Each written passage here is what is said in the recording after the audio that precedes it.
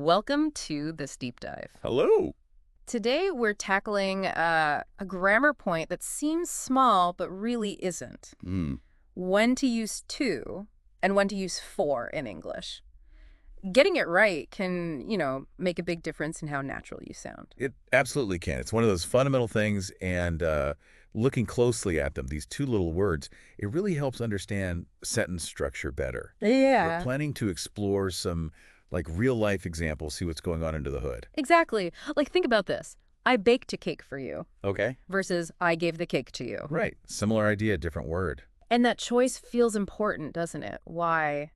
That's what we want to get into. The mission here really is for you listening to walk away feeling, more intuitive about picking the right word. Yeah, less about memorizing strict rules and more about sort of grasping the feeling behind it, the relationship each word creates in the sentence. Okay, so let's take an example. I made dinner for my family. What's the key thing there that makes for the right fit?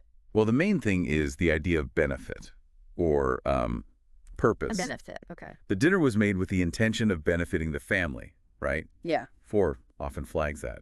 Who's meant to get the good stuff from the action? that makes sense. So the focus is on who gains something. Exactly.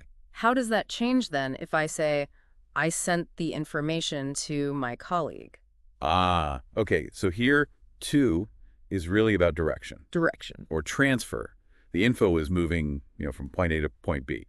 From you to the colleague, your colleague is the end point of that movement. So the emphasis shifts to the act of sending, the transfer itself, and who receives it directly. Okay, so if I were to simplify, maybe too much. For is often about the why or who benefits. Often, yeah. And to is more about where it's going or the direct recipient. That's a pretty good starting point, a helpful way to think about it initially. Okay. But what's interesting, right, is that for isn't only about benefit. It can also do things like express duration. Duration, like how? Like they talked for hours. Right. Or my appointment is for Friday morning. Exactly. So it broadens out. It's not just about who gets something.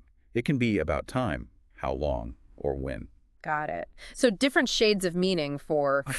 Precisely. And to is versatile too. Okay. Think about the price increased to $10. Right. Limit. Or they walked from the station to the museum. The destination. Yeah. So to is marking that end point, that limit, whether it's value or location or something else. So we're seeing these words pop up in different ways, marking different kinds of relationships. Exactly right. And if you bring this back to just, talking every day, Yeah. choosing between to and for, it's not just ticking a grammar box. It actually shapes the nuance, the precise meaning of what you're trying to say. A small word swap can subtly change things. That's such an important point. These tiny words carry a surprising amount of weight. Hopefully you, listening in, are starting to see these subtle but really key differences. And maybe this leads to a question for you to think about. Okay. In your own conversations day to day, when you find yourself using to or for, what's the underlying thing you're trying to express? Is it benefit, direction, maybe duration, or a limit? That's a good exercise, just noticing. Yeah. So let's kind of wrap up this deep dive.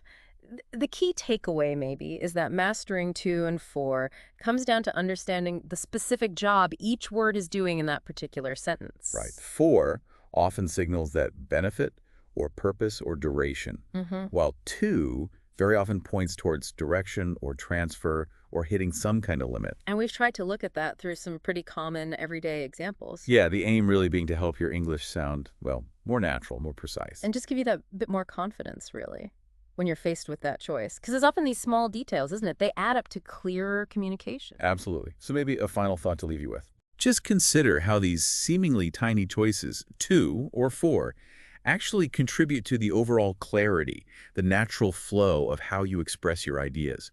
Maybe pay a bit more attention to your own usage over the next few days. See what you notice. Great point. Thanks for that. Thank you.